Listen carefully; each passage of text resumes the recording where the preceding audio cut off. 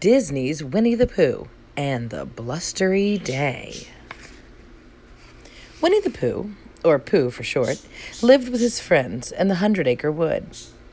One very blustery day, when the winds decided to stir things up, Pooh went to visit his thinking spot.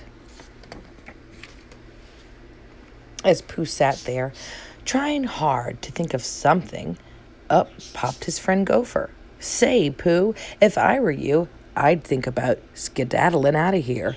It's Wednesday. See?"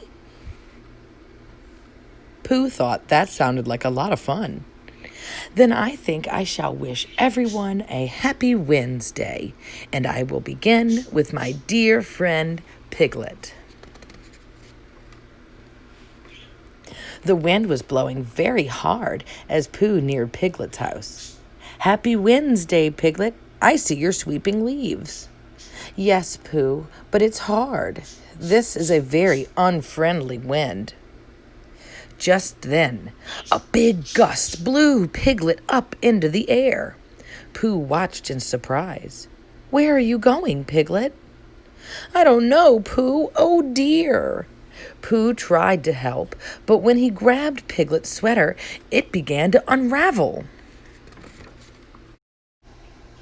Piglet flew like a kite over the countryside, with Pooh dragging behind. The two went right through Eeyore's house and Rabbit's carrot patch.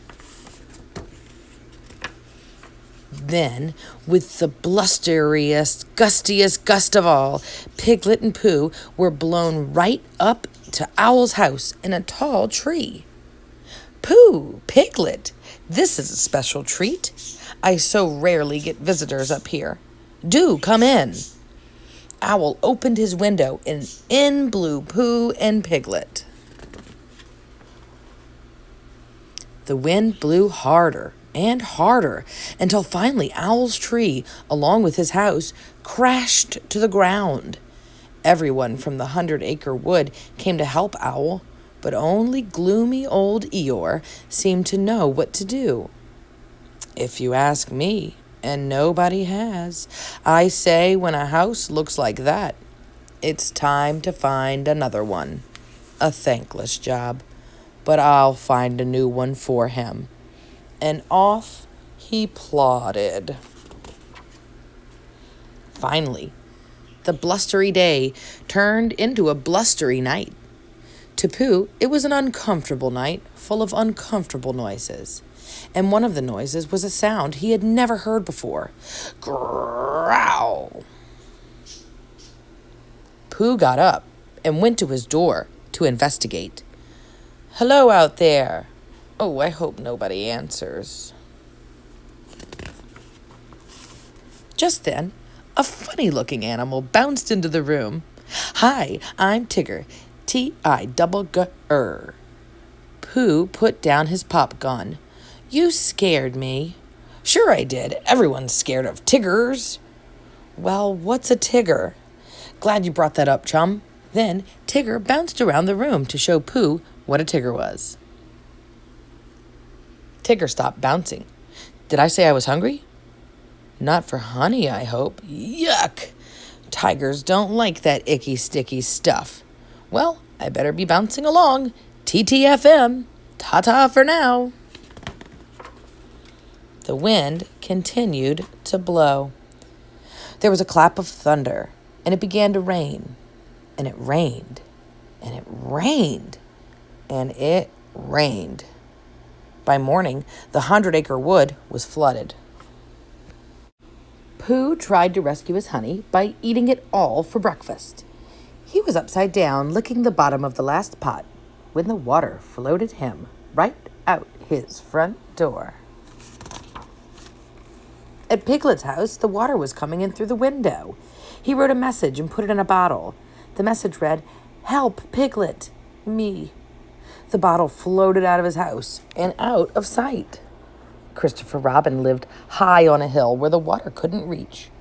So that was where everyone from the 100-acre wood gathered. Before long, Christopher Robin discovered Piglet's bottle and read the message. "Owl, fly over to Piglet's house and tell him we'll plan a rescue." As Owl flew over the flood, he spotted two tiny objects below. One was Piglet, standing on a chair, and the other was Pooh, still upside down in his honey pot.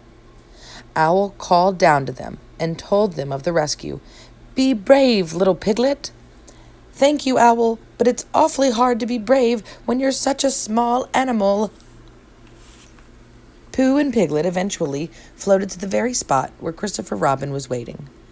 "Pooh, you rescued Piglet. That was a very brave thing to do. You're a hero." "I am?" "Yes, and so I shall give you a hero party." Just as the hero party began, Eeyore arrived with news.